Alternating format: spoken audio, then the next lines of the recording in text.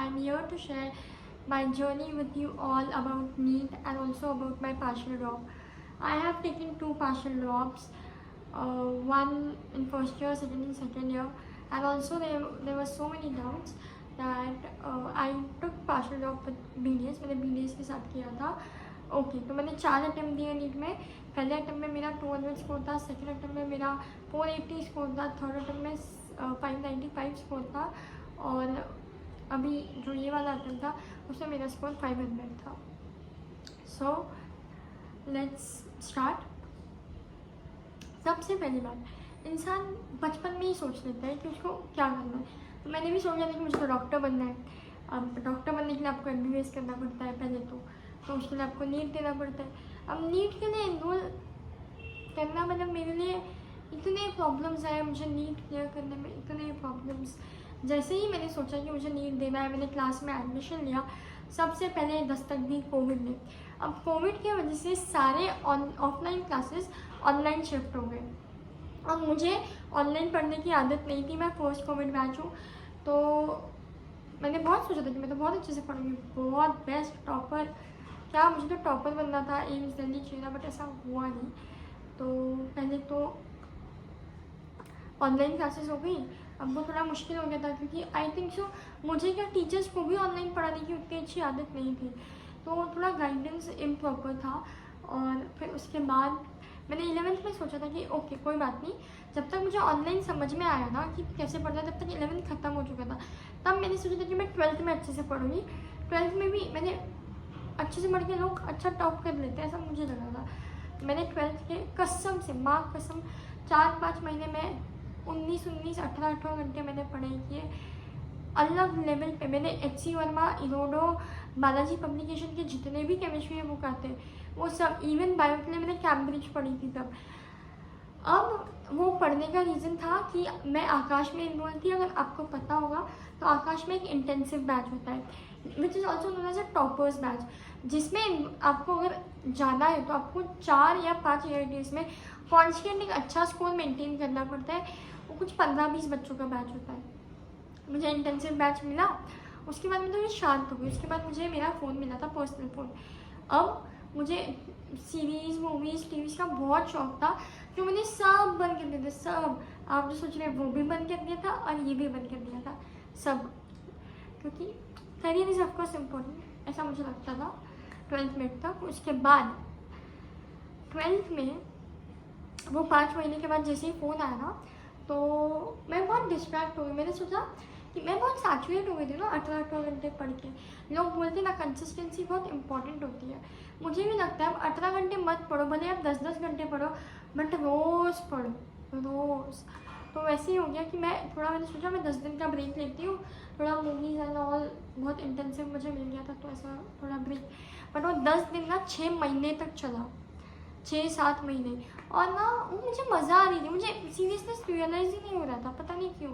ऐसा लग रहा था ठीक है 1 महीने बाद पढ़ूंगी, 2 महीने, 3 महीने, 4 महीने, 5 महीने.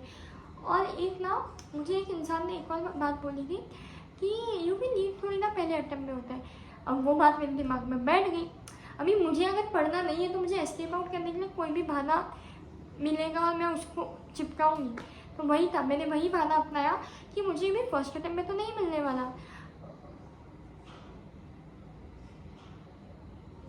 और मुझे ऐसा भी लगा था कि फर्स्ट अटेम्प्ट में अगर मिल भी जाए, तो मुझे नीचे का गवर्नमेंट, मतलब मेरी सोच क्या थी, मुझे प्राइवेट नहीं, मुझे मिलेगा भी ना तो नीचे का गवर्नमेंट मिलेगा, वो थोड़ी मैं लूँगी, या सेमी गवर्नमेंट. मुझे तो टॉप करना, मुझे लगा था एम्स दिल्ली चाहिए मुझे. तो मैंने सोचा अब टॉप करना है तो मैं ड्रॉप ही लूँगी. तो अभी 6 महीने पढ़ के और क्या ही होगा, ठीक है. तो ऐसे करके मेरे मार्क्स 200 आए. आई नो मैं बहुत अच्छा स्कोर कर रही थी, बहुत अच्छा, बट आखिरी के 6-7 महीने बहुत बुरे गए, बहुत बुरे. तो अभी मैंने सोचा था कि मुझे टॉप करना है, राइट. तो मैंने सोचा था मैं कोटा जाऊँगी. कोटा में बच्चा पढ़ के टॉप करता है.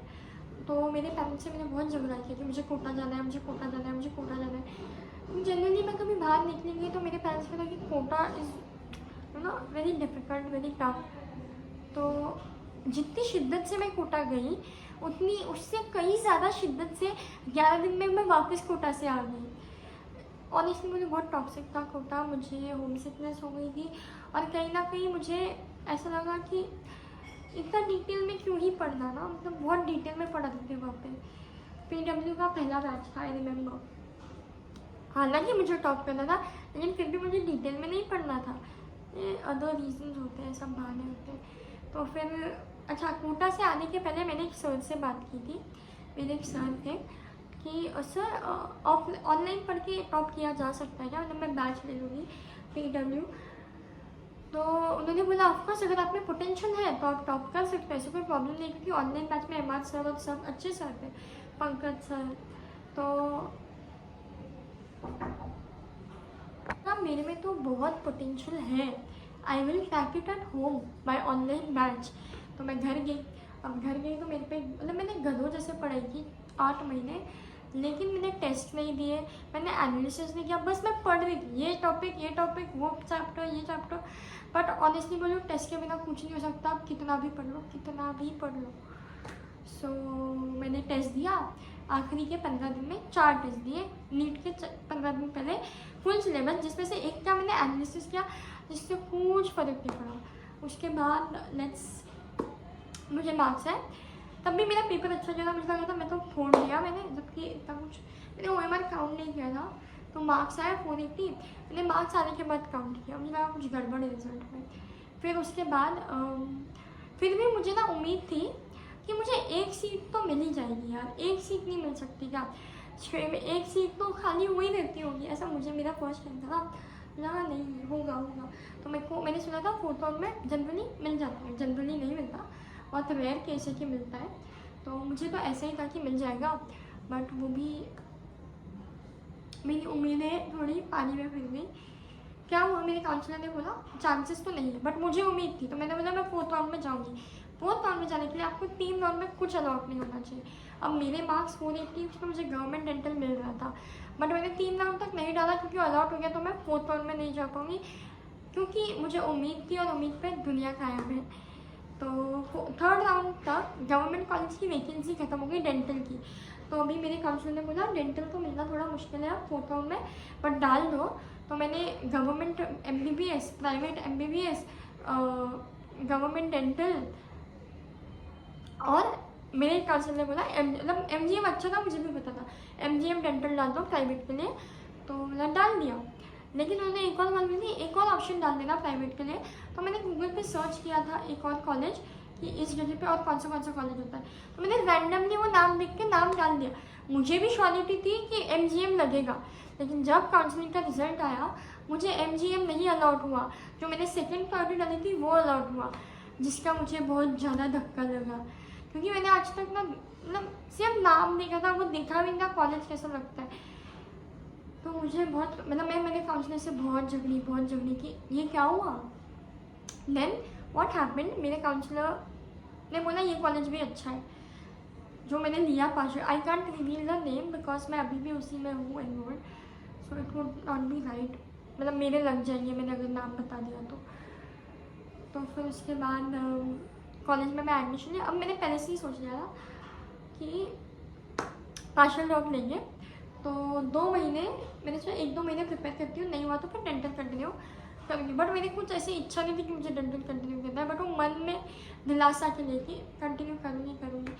बट फिर अब मैं यहाँ पे आई, तो ये कॉलेज के आसपास जो कॉलेज मुझे लगा उसके आसपास सारे इंस्टीट्यूट थे, आकाश, PW, एलन, सब यहाँ से पास में था, FIITJEE, career point, Narayan institute. तो मैंने सोचा ये तो भगवान का इंडिकेशन है, इसलिए मुझे ये कॉलेज शायद अलाउड हुआ बाय मिस्टेक, कि मतलब मैं पार्शियल ड्रॉप लूँ तो मुझे ईजी हो। तो मैंने ये सोच के पार्शियल ड्रॉप बहुत पॉजिटिव वाइब्स में लिया। अब मुझे ना यहाँ पे 2-3 लोग और मिल गए पार्शियल ड्रॉप वाले, तो मैंने सोचा ये तो भगवान का बहुत स्ट्रॉन्ग इंडिकेशन है, पार्शियल ड्रॉप लोग मिलना ही बहुत मुश्किल होता है, तो मैंने ले लिया।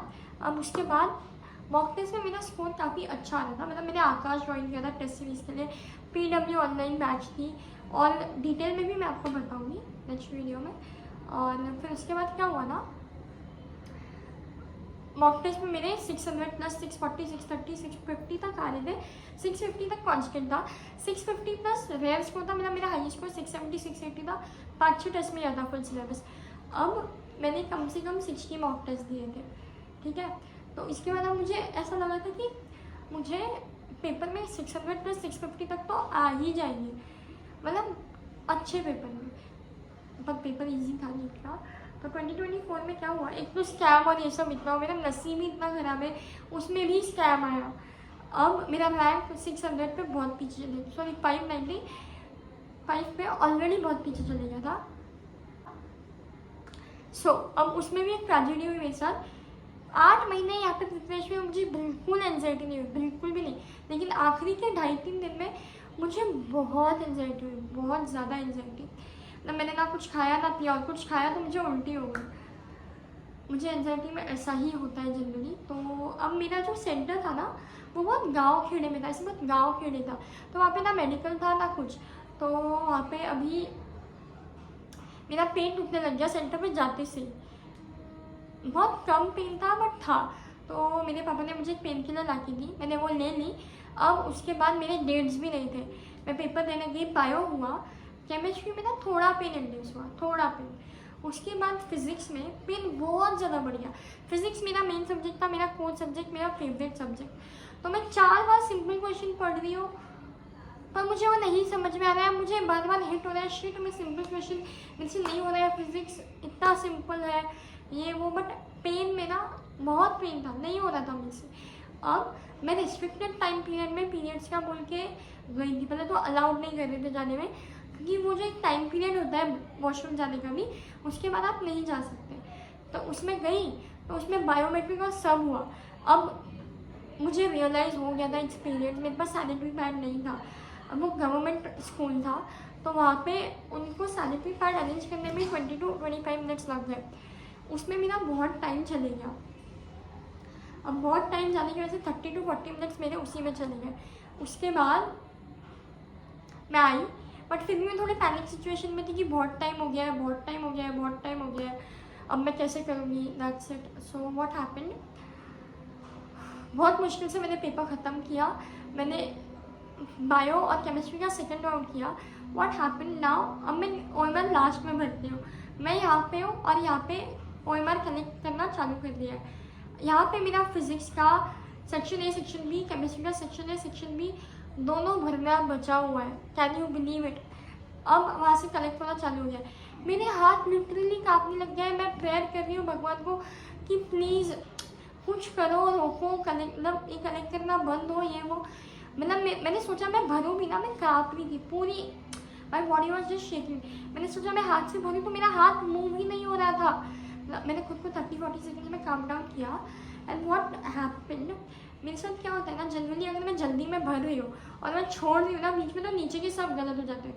तो जो मैंने ए और बी में भी छोड़े, ए में दोनों में छोड़े थे ना, वो भी पहले तो मैंने सब भर दिए, और बी में ऊपर के 5 दोनों में मैंने अटैम्प्ट ही नहीं किए थे, बट दोनों में मेरी आदत है मैं नीचे से अटैम्प्ट करती हूँ, तो वो 10 ही मेरे हो गए थे, तो मैंने ज़्यादा टाइम किया ही नहीं।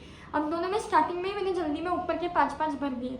इससे क्या हुआ वो मेरे को पता ही नहीं सही थे भी कि नहीं, और नीचे के 5 मैंने अटैम्प्ट किए थे। अब मैंने पूरा जल्दी में भर तो दिया, वो टाइम पे हो भी गया। अब उन्होंने पेपर लिया, मैंने जब आंसर की चेक की तो सेक्शन बी में ऊपर के 5-5 दोनों में ही गलत थे। ऊपर के तो गलत थी बट ये ज़्यादा अमाउंट था 5-5, और नीचे के दोनों में सेक्शन बी में 5-5 सही है। अब ऊपर के 10 ही माने जाते हैं, तो यहाँ पे 5 और 5 10 गलत हो गए, तो मेरे 50 मार्क्स वही रिड्यूस हो जाते हैं। दैट्स हाउ, मतलब एक्चुअल स्कोर मेरा ज़्यादा था, बट ए में भी गलत हुए, बट आई थिंक सो जो मार्क्स गलत था ना वो बी में हो गया। अब मैं सोच रही हूँ तो बहुत ज़्यादा गलत हुआ, मतलब मेरा नसीब ही खराब था। अब मैंने सोचा कि शायद भगवान का इंडिकेशन है कि मैं डेंटल कंटिन्यू करूँ, राइट, ऐसा मैंने सोचा। बट डेंटल कि वो शायद गलत इंडिकेशन मैंने ले लिया था, डेंटल अच्छा है यही इंडिकेशन है। अब ऑनेस्टली बोलूँ तो आखिरी राउंड तक फिर से श्वेत तक मुझे उम्मीद थी कि मुझे एक सीट मिलेगा। उम्मीद पे दुनिया कायम है, उम्मीद रखनी चाहिए, भले मिले ना मिले।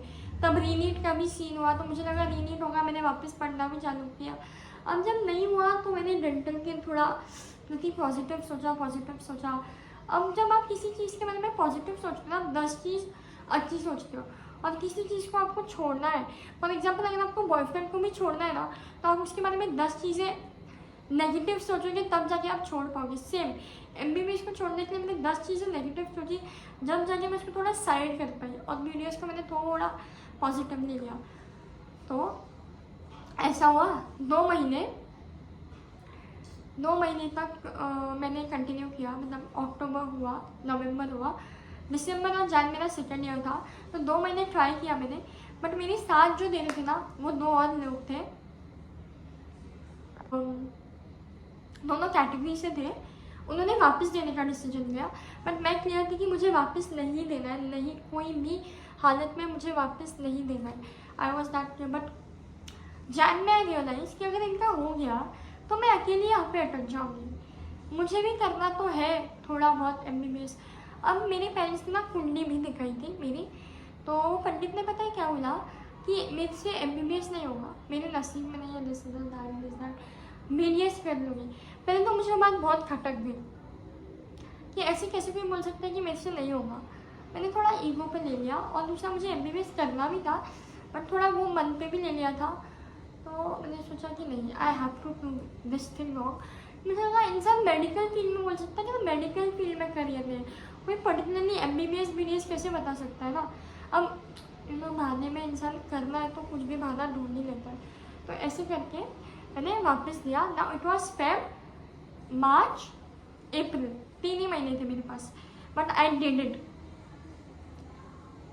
आई अंडरस्टैंड, मुझे सब आता था, बट मैंने 4-5 महीने ब्रेक लिया था। उसके बाद मैंने फेब में वापस चालू किया। So it was quite good यार।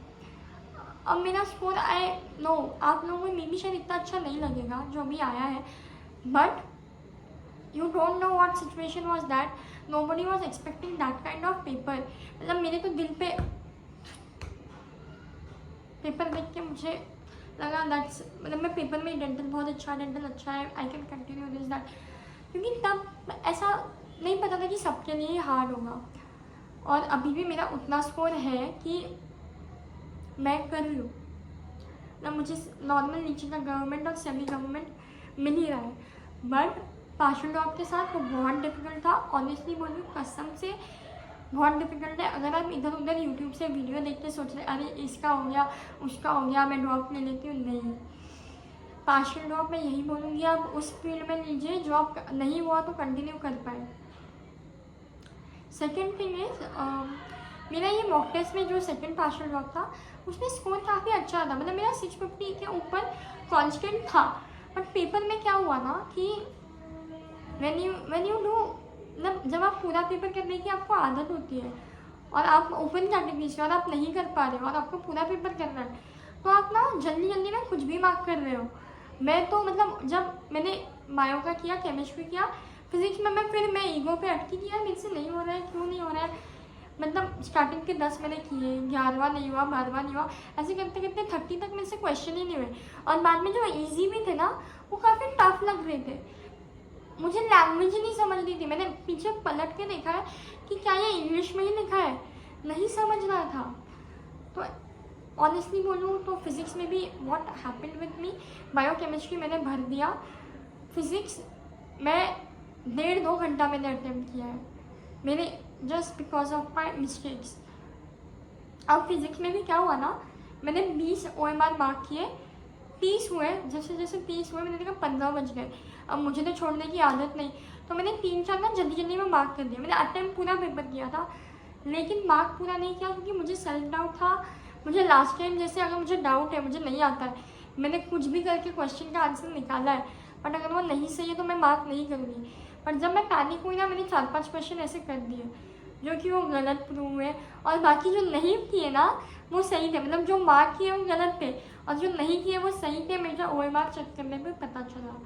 सो आई थॉट मेरा नसीब ही ख़राब है शायद। बट एनीवेज, इस जर्नी में आई वुड से मेरे friends, specially Rasika and even my parents का बहुत सपोर्ट था, बहुत ज़्यादा सपोर्ट। सेकेंड पार्शल ड्रॉप को तो मैंने मेरे घर पे नहीं बताया था, मतलब सेकेंड पार्शल ड्रॉप क्योंकि मेरे पेरेंट्स को नहीं चाहिए था, बट थोड़ा मेरी मम्मी को हिंट था थोड़ा।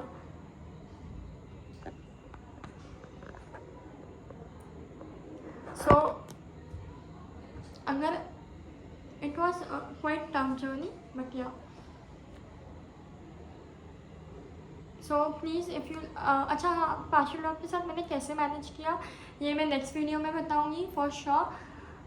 And also please do share, subscribe, please थोड़ा दया करो, कितनी प्रॉब्लम्स है ये, सब्सक्राइब कर दो यार। And also press the bell icon for the notifications. Okay, thank you so much. Signing off, Radhika Kabra.